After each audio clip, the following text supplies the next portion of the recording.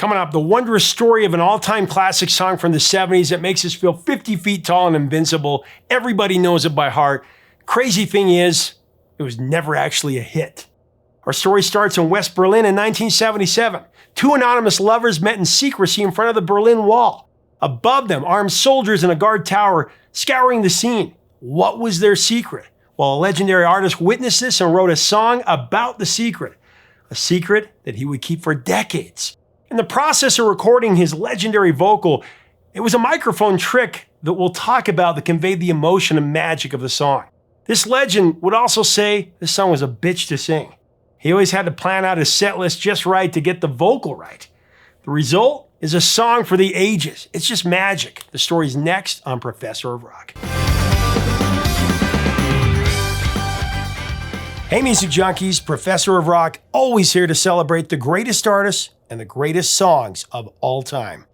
We have some amazing interviews coming your way in 2022, so make sure to subscribe below right now and click the bell so that you can know when those drop. Also, be sure to look us up on Patreon. There you're going to find more content that helps us to keep this a daily channel. And take a look at our new vintage year shirts up here at ProfessorRock.com. Great selections honoring some awesome years in music and great artists. Sorry, I have a little bit of a cold, so I apologize about that. It's time for another edition of Number One in Our Hearts. This show, of course, honors the songs that were so unbelievably great. They absolutely should have been number one on the Billboard Hot 100, but for whatever reason, these songs just came up short. On previous episodes, we've covered Message in a Bottle by The Police, Tiny Dancer by Elton John, and Night Moves by Bob Seger. But today we're giving the number one spot in our hearts to David Bowie, his monumental anthem, Heroes. Oh, we can be heroes. So in the latter half of 1976, David Bowie moved with his family to Switzerland. There he was hoping to escape the Los Angeles drug scene that had begun to take over his life. His addiction to cocaine had become costly, not only to his physical well-being, but also his talent and his wallet. Drug abuse was wreaking havoc on his career, so David Bowie decided to break away, get sober, and recommit to what he loved the most, his music. Unfortunately, his marital relationship had been strained for some time, and within a few months, David set out on his own. He eventually moved into a small apartment in West Berlin with friend and singer Iggy Pop. Apparently, David Bowie was attracted to Berlin because, as he put it, it was a city made up of bars for sad, disillusioned people to get drunk in. Bowie seemed to fit the bill at that time, but for a recovering drug addict whose marriage was falling apart, it was the perfect escape. I drink all the time. Though David Bowie spent much of his time lingering in these bars and taking in the local culture, the Berlin years were a prolific period for him in terms of songwriting. There, Bowie teamed up with famed ambient musician Brian Eno and producer Tony Visconti to release 3 albums between 1977 and 1979. The trio of albums, of course, would be known as the Berlin Trilogy.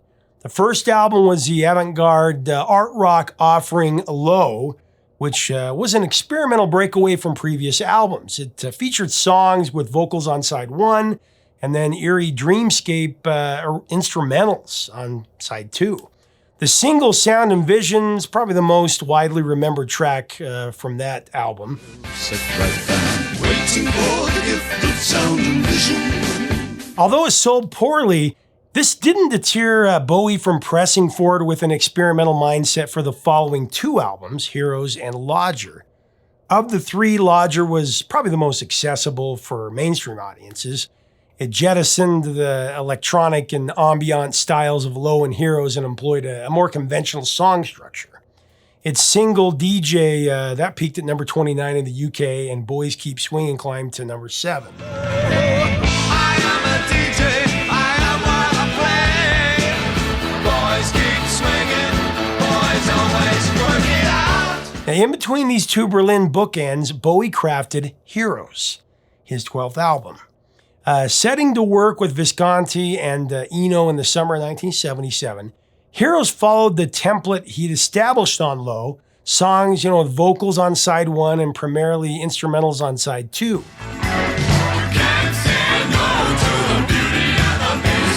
Regarded as one of Bowie's finest albums, Heroes is the perfect summation of Bowie's love for Berlin.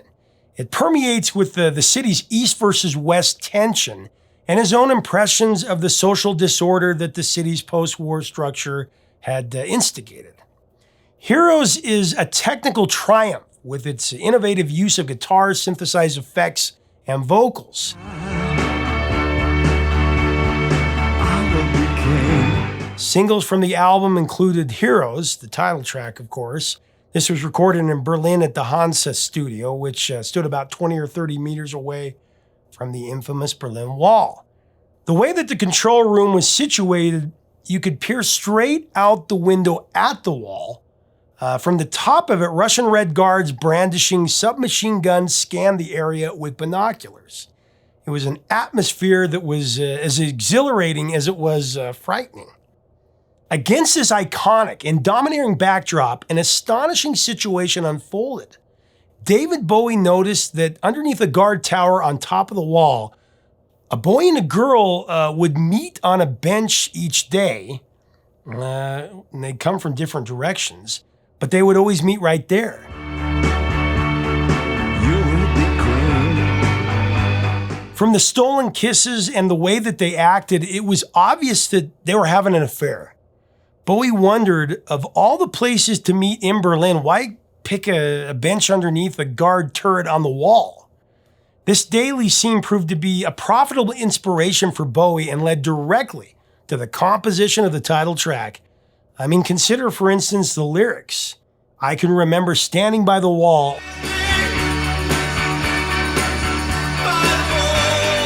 and the gun shot above our heads, and we kissed as though nothing could fall.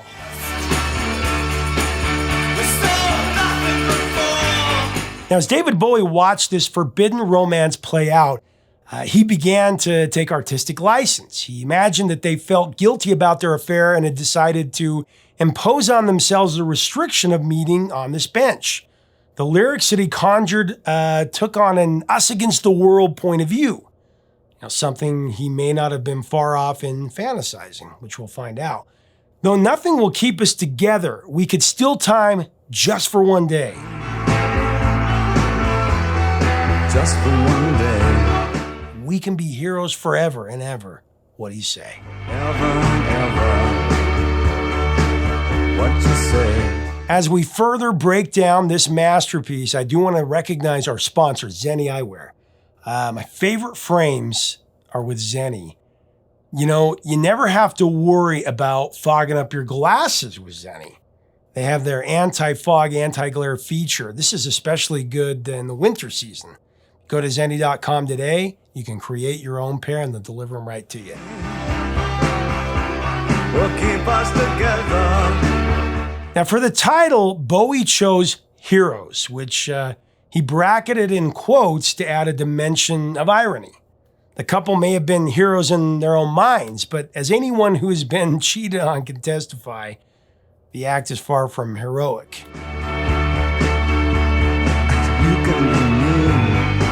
The title Heroes was likely inspired by the German krautrock band Neu, whom Bowie was smitten with at the time. A song of theirs that he had been listening to was entitled Hero.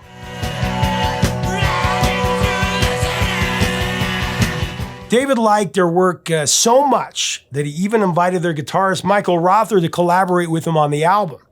But due to a series of miscommunications, the partnership, never materialized. Now, decades after Heroes was completed, David Bowie dropped a bomb about the origins of the song. He revealed that the boy and that girl that he watched day in and day out were actually his producer, Tony Visconti, and backing vocalist Antonia Moss. Bowie had restrained himself from naming names for years, maintaining a cloak of anonymity around the entire situation.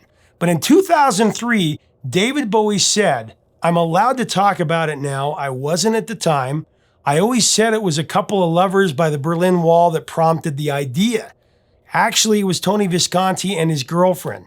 Tony was married at that time. I think possibly the marriage was in the last few months. I could see that Tony was very much in love with this girl, and it was that relationship which sort of motivated the song. Just for one day. This revelation, added a new layer of understanding to the meaning of the song, since David was actually privy to what was happening between these two lovers. Maybe some of the artistic liberties that he took were a lot more real than he previously let on. Tony talked about it as well, years after the fact. The way that he told the story, David Bowie already had some of the lyrics before he found out about the affair. One day in the studio, David said that he needed some time to finish writing, so he asked everyone if they could just go for a walk outside. After the crew stepped out, David Bowie spied Tony and Antonia stealing a kiss in front of the Berlin Wall. This was the exact spark that Bowie needed to complete the lyrics. When they came back into the studio, Bowie had a big smile on his face. He said, "I saw you, and you've made it into the song."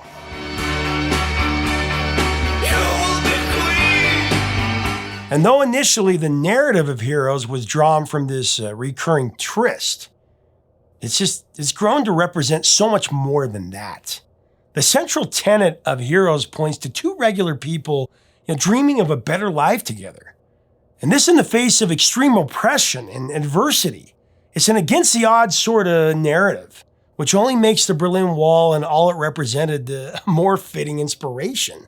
For an undercurrent to this song, Bowie drew upon the separation of Berlin's east-west divide.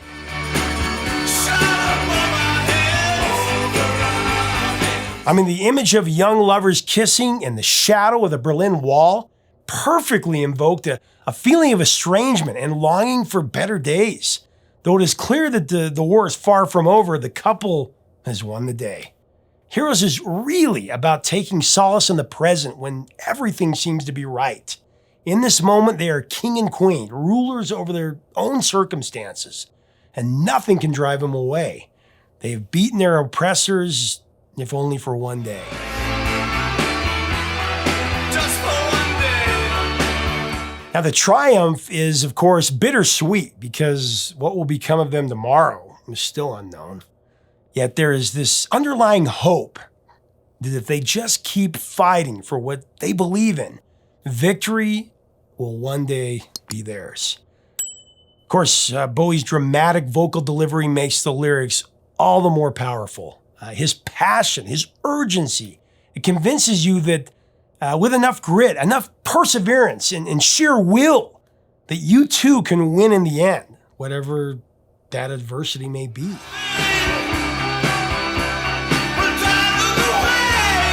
Bowie is, of course, an undisputed genius. But, a lot of the credit of Heroes' excellence must also go to producer Tony Visconti. Not only for inspiring the lyrical content, but also for masterminding Bowie's premier vocal performance. It really is. To achieve this state of sonic brilliance, Visconti arranged a system of staggered mics in the studio. The first microphone was set up right in front of Bowie. The second was in the middle of the room, about 15, 20 feet away. And then a third was staged about 50 feet away. Tony then set up electronic gateways on these various mics, establishing a specific vocal threshold for every single one. Depending on how soft or loud David sang, a new mic would kick on and the others would just shut off.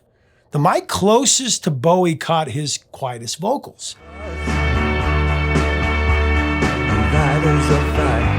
But as the song progressed, David sang louder and louder, aiming for the more distant mics. The result was an echoey, roomy sound in which we can hear David Bowie straining his voice to project across the studio. It was just magical.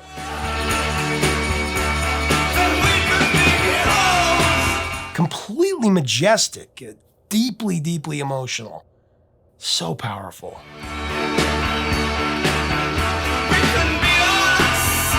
He perfectly conveyed the sense of a desperate longing and determination that the song called for, and David loved it.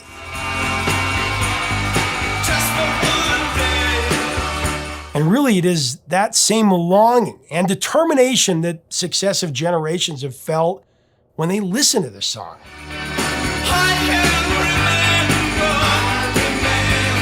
We are all walking around fighting a battle inside of our heads, unknown to the outside world.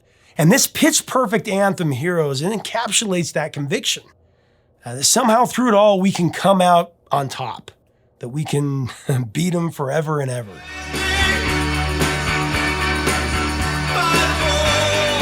Heroes, the album, was released in October 1977. Although a considerable commercial success in the UK, reaching number 3, it actually faltered in the US. It peaked at only number 35. Heroes would only make it to number 24 on the UK singles chart, and a second single, Beauty and the Beast, reached number 39. You can't say no to the beauty and the beast. Either would chart in the US. However, in the week after David Bowie's death, Heroes finally made the top 20 in the UK, leaping into the chart at number 12, and went to number 11 on the US Hot Rock and Alternative Songs chart. So much bigger than this chart position. What's on the other side? Heroes has been featured in a number of film, TV shows. There was Godzilla in '98, The Replacements in 2000. Like dolphins can swim. Perks of Being a Wallflower, that was in 2012, and Lego Batman in 2017. Oh, we can be heroes. On TV, it's been in Cold Case, We can be us. Heroes, the TV show, Top Gear, The Simpsons, a regular show. Just for one day. And of course, it was used to great effect in Stranger Things, the Peter Gabriel version, which is my favorite cover. Truly genius level. Oh, we can be heroes. Speaking of covers, Heroes was covered by Blondie, that was in 1980. I will be clear. Queen and Mick Ronson and Bowie in 1992, the tribute to Freddie Mercury. I don't know. Oasis,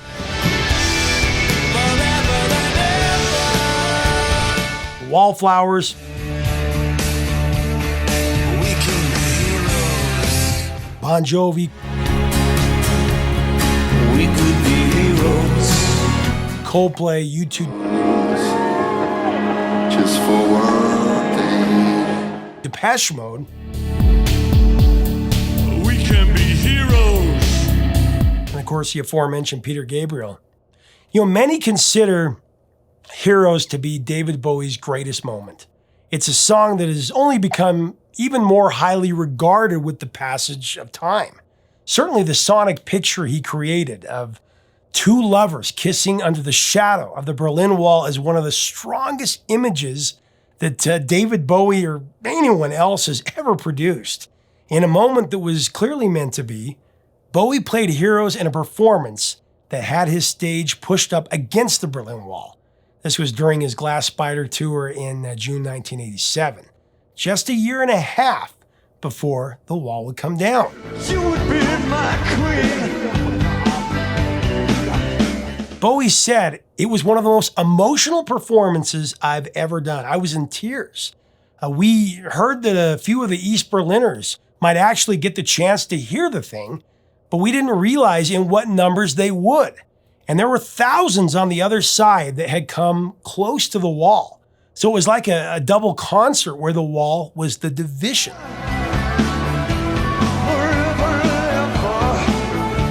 The concert was a deliberate front to the East German authorities. And it's rumored that Bowie faced a quarter of his speakers to project into East Berlin. So cool. When David Bowie heard the East Berliners cheering and singing along from the other side, it was a moment he would never forget. It was a moment unique in all of history.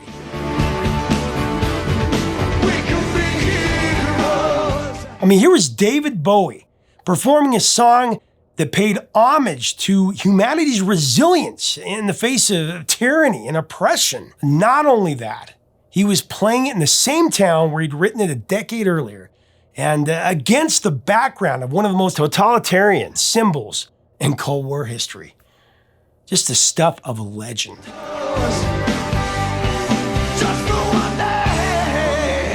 You know, I I've loved this song since first listen. It's so powerful. Now, I'm no psychic, but I've always had a strong feeling that the last chapter has not been written on this all-time great song. My gut and my heart tell me that someday, not far distant, that the music and the lyrics of this song is going to be a call to arms of regular people like you and me to stand up against the tyranny and oppression of evil. I just feel like it will be the soundtrack to something very important. It's just one of those songs. Its purposes are just much greater than a number one hit. Thank you, Mr. David Bowie.